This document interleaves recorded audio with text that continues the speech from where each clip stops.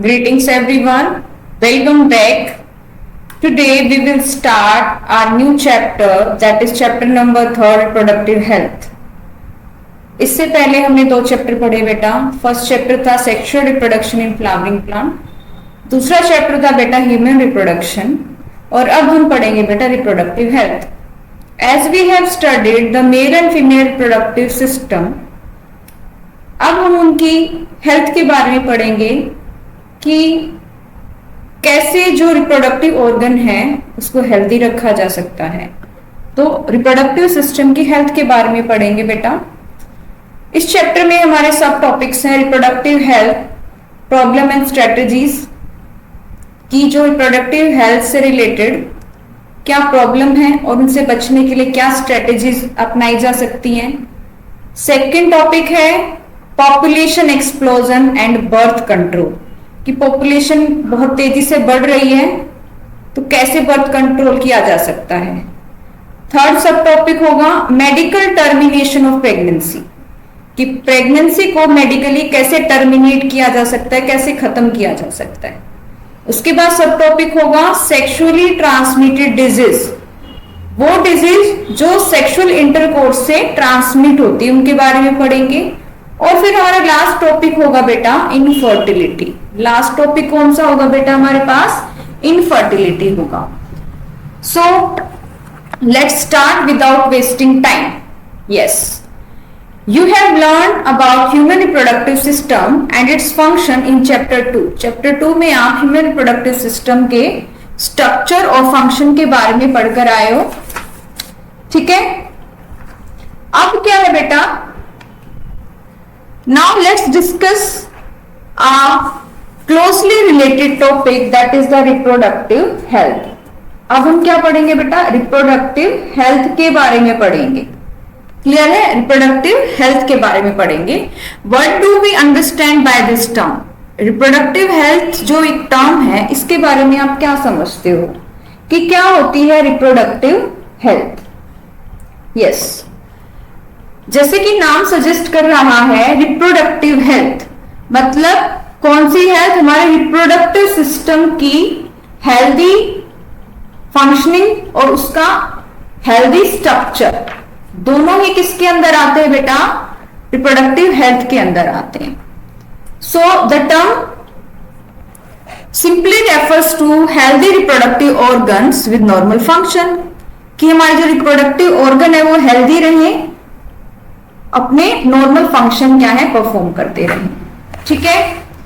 However, it has a broader perspective and includes the emotional and social aspects of reproduction also. Reproductive health की एक broad perspective ये होता है कि reproductive health के साथ साथ इमोशनली भी स्ट्रांग होने चाहिए, हेल्दी होने चाहिए, और सोशली भी क्या होने चाहिए?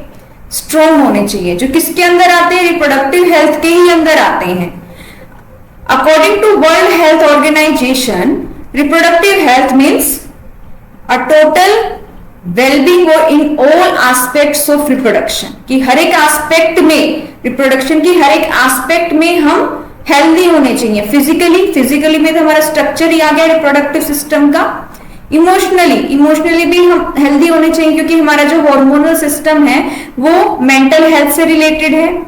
बिहेवियरल एंड सोशल, सारे एस्पेक्ट में जब हम हेल्दी होंगे उसको हम कहते हैं बेटा रिप्रोडक्टिव हेल्थ.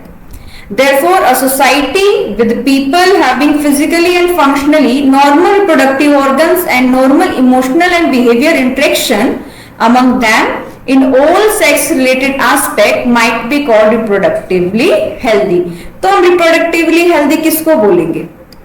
एक ऐसी सोसाइटी जिसमें कि जो पर्सन रह रहे हैं, जो पीपल हैं, उस सोसाइटी के जो मेंबर्स हैं वो फिजिकली हेल्दी होने चाहिए, फंक्शनली भी हेल्दी होनी चाहिए. फिजिकल और फंक्शन मतलब उसके रिप्रोडक्टिव ऑर्गन फिजिकली और उनके जो फंक्शन है नॉर्मल फंक्शन होने चाहिए. इमोशनली वो अच्छे होने चाहिए. बिहेवियर, उनका इंटरेक्शन क्या होना चाहिए? अच्छा होना चाहिए. उसी को हम बोलेंगे reproductively healthy. Why is it significant to maintain reproductive health and what are the methods taken up to achieve it? Let us examine them. तो क्या सिग्निफिकेंस है रिप्रोडक्टिव हेल्थ को बनाए रखने का और कौन कौन से मेथड है जिससे हम क्या है रिप्रोडक्टिवली हेल्दी रह सकते हैं। सो आवर फर्स्ट सब topic is reproductive health problems and strategies. India was amongst the first countries in the world to initiate action plans and programs at a national level to attain total reproductive health as a social goal. India पहली country है world के अंदर जिसने programmes चलाए, action plan चलाए national level पे ताकि reproductive health को बढ़ावा मिल सके, सभी क्या हो रिप्रोडक्टिवली हेल्दी हो।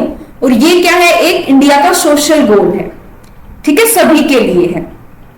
These programs called family planning, इन प्लान्स को क्या नाम दिया गया फैमिली प्लानिंग, और इसको शुरू किया गया बेटा 1951 में and were periodically assessed over the past decade, और पिछले कई सालों से इसको टाइम टू टाइम एसेस भी किया जाता है कि कितना ज्यादा काम कर रहे हैं। Improved programs covering wider reproduction related areas are currently in operation under the popular name. उनमें से एक पॉपुलर नेम है प्रोग्राम का reproductive and child health care programs, reproductive and child health care programs, ठीक है।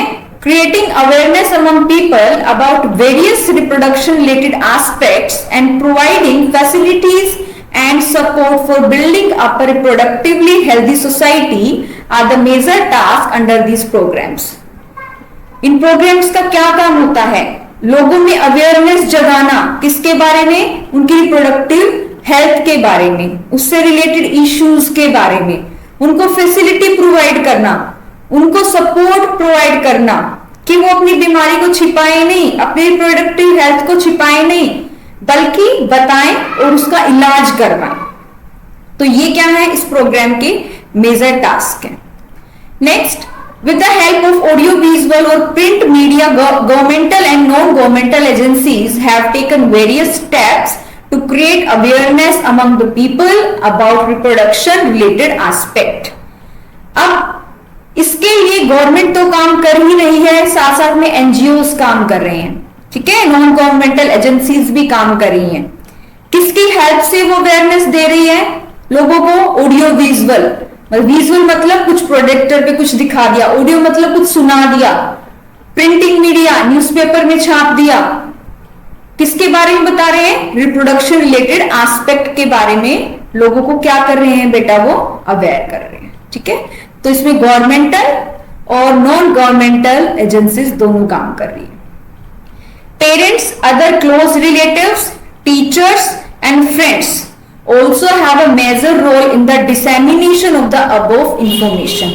तो पेरेंट्स हैं, आपके क्लोज रिलेटिव्स है, टीचर है, फ्रेंड है, इनका भी एक मेजर रोल होता है कि इस इंफॉर्मेशन को स्प्रेड किया जाए। डिसेमिनेशन मतलब स्प्रेड आउट करना, सब तक पहुंचाना, ठीक है। Introduction of sex education in schools should also be encouraged to provide right information to the young so as to discourage children from believing in myths and having misconceptions about sex related aspect.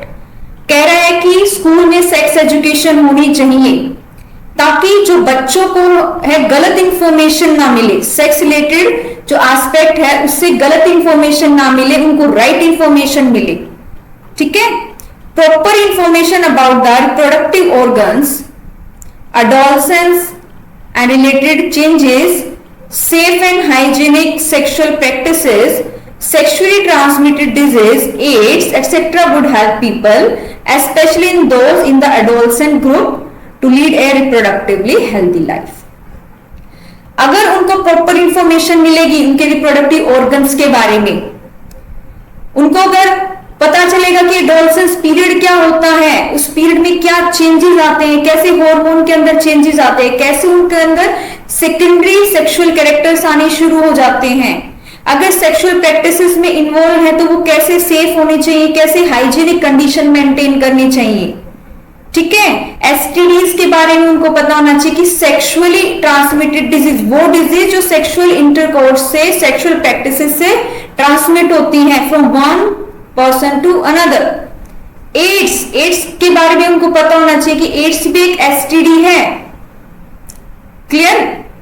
तो ये क्या करेंगी, लोगों को help करेंगी अगर उनको sex education दी जाए तो, स्पेशली एडोलसेंट एज के बच्चों को, ठीक है। Educating people specially fertile couples, fertile couples वो कपल्स जो रिप्रोडक्शन कर सकते हैं, and those in marriageable age group, और वो जिनकी एज मैरिज के लायक हो गई है तो उनको एजुकेट करना चाहिए about birth control options, care of pregnant mothers, postnatal care of mother and child, importance of breastfeeding, equal opportunity for male and female child, etc. पहले तो मैंने बात करी कि अडोलसेंट एज में जो बच्चे हैं उनके लिए सेक्स एजुकेशन होने चाहिए, टॉपिक मैंने आपको बताई। अब मैं बात कर रही हूं फर्टाइल कपल्स की, या फिर जिनकी एज मैरिज के लायक हो गई है, उनको एजुकेशन देनी चाहिए कि बर्थ कंट्रोल कैसे किया जा सकता है, एक प्रेग्नेंट मदर की कैसे केयर करनी होती है, बच्चा पैदा करने के बाद मां और बच्चे की कैसे केयर करनी होती है, उनको बताना होता है कि ब्रेस्ट फीडिंग की क्या इंपॉर्टेंस है, ठीक है। और उनको एजुकेशन दी जाती है कि मेल और फीमेल चाइल्ड दोनों को ही इक्वल अपॉर्चुनिटी देनी चाहिए। ये सारी चीज क्या करेंगे, would address the importance of bringing up socially conscious healthy families of desired size. ये एजुकेशन देने से उनकी जो भी फैमिली होगी वो बहुत हेल्दी होंगी, और उनकी जो फैमिली का साइज होगा वो भी क्या होगा, डिजायर्ड होगा, ठीक है। Awareness of problems due to uncontrolled population growth, social evil like sex abuse and sex related crimes etc. need to be created to enable people to think and take up necessary steps to prevent them and thereby build up a socially responsible and healthy society.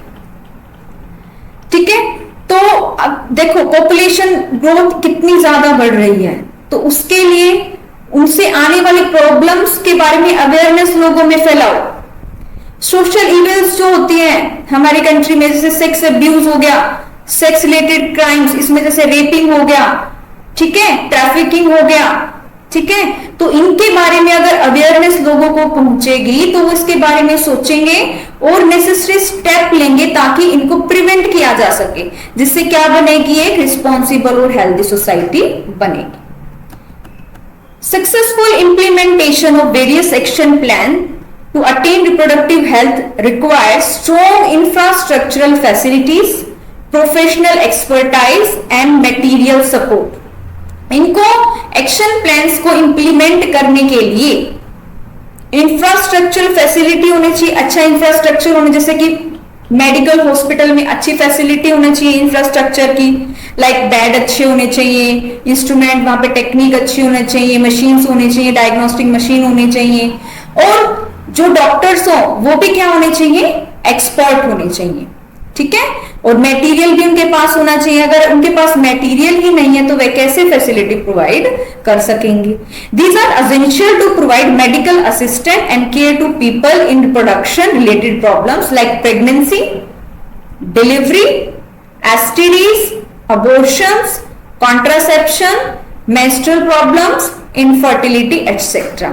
अगर ये medical assistant और लोगों को care दी जाए या फिर दी जा सकेगी, अगर हमारे पास फैसिलिटी है, अच्छे डॉक्टर है, मटेरियल है, तो रिप्रोडक्टिव रिलेटेड प्रॉब्लम्स में हम लोगों की क्या कर सकते हैं, हेल्प कर सकते हैं। जैसे प्रेगनेंसी में प्रेगनेंसी वुमेन, ठीक है, डिलीवरी के टाइम पे, एसटीडी अगर उनको कोई सेक्सुअली ट्रांसमिटेड डिजीज हो गई है, यदि उसको अबॉर्शन कराना है प्रेग्नेंट लेडी को, कॉन्ट्रासेप्शन मतलब बर्थ कंट्रोल, मेंस्ट्रुअल प्रॉब्लम अगर किसी को है, इनफर्टिलिटी, तो इन सारी प्रॉब्लम से निपटा जा सकता है जब फैसिलिटीज हो, ठीक है। Implementation of better techniques and new strategies from time to time are also required to provide more efficient care and assistant to people. Time to time नई नई टेक्निक्स इंप्लीमेंट होनी चाहिए, नई नई स्ट्रेटेजीज होनी चाहिए, ताकि अच्छे तरीके से जो लोगों को असिस्ट किया जा सके और उनको मोर एफिशिएंट केयर भी प्रोवाइड की जा सके। अब हमारे पास एक टर्म आती है बेटा, एमनियोसेंटेसिस। एमनियोसेंटेसिस बेटा, इसके बारे में मैं थोड़ा सा एक्सप्लेन आपको करना चाहती हूँ, फिर हम थ्योरी पार्ट पे आएंगे। क्लियर है? Yes, we have term amnio amniocentesis. पहले तो इसके मीनिंग को ही समझते हैं। एम्नियोसेंटेसिस, देखो बेटा, यूट्रस के अंदर एक थैली के अंदर बच्चा जो है वो ग्रो करता है। बच्चा क्या करता है बेटा? ग्रो करता है, ठीक है। ये एक थैली है, इस लेयर को बोलते हैं एम्नियोन। पीछे में एम्नियोन क्या होता है बेटा? मैं पीछे पढ़ाकर आई हूं, extra embryonic membrane. Extra embryonic membrane कौन बनाता है? ये ट्रोपोब्लास्ट बनाती है। इसके अंदर एम्नियोटिक कैविटी होती है। ये कैविटी है जिसके अंदर ये जो एम्ब्रियो है ये डेवलप कर रहा है। इस कैविटी के अंदर एक फ्लूइड भरा हुआ होता है बेटा, जिसको बोलते हैं amniotic fluid. Amniotic fluid. Amniocentesis एक ऐसी प्रोसेस होती है, एक ऐसा टेस्ट होता है जिसके अंदर एम्नियोटिक फ्लूइड को लिया जाता है। इंजेक्शन के थ्रू एम्नियोटिक फ्लूइड को लिया जाता है और उसको डायग्नोस किया जाता है। डायग्नोस या फिर उसको एनालाइज किया जाता है। क्यों? अभी मैं बताती हूं। देखो, एम्नियोसेंटेसिस एक foetal sex and disorder determination test है। क्या है? Foetal sex and disorder determination test. Foetal sex मतलब इससे पता चल जाता है कि बच्चे का सेक्स मेल है या फीमेल है, बॉय है या गर्ल है। दूसरा, इससे पता चलता है कि अगर उसको कोई बीमारी तो नहीं है। बीमारी इन द सेंस कि उसके क्रोमोसोम का पैटर्न तो सही है ना, ठीक है, या फिर उसको कोई एंजाइम की एबनॉर्मेलिटी तो नहीं है, कोई इसको मेटाबॉलिक प्रॉब्लम तो नहीं है। तो इसमें क्या है, एम्नियोटिक फ्लूइड के अंदर सेल्स आ जाती है बच्चे की। कैसी सेल? जैसे स्किन सेल्स आ गई, उस स्किन सेल को स्टडी किया जाता है। अब सेल के अंदर न्यूक्लियस होगा, न्यूक्लियस के अंदर क्या होंगे? क्रोमोसोम। अब उन क्रोमोसोम को स्टडी किया जाता है कि उनको कोई जेनेटिक प्रॉब्लम तो नहीं है, कोई एंजाइम है जो नहीं बन पा रहा है, ठीक है। तो इस चीज को क्या किया जाता है बेटा? इसमें डिटेक्ट किया जाता है।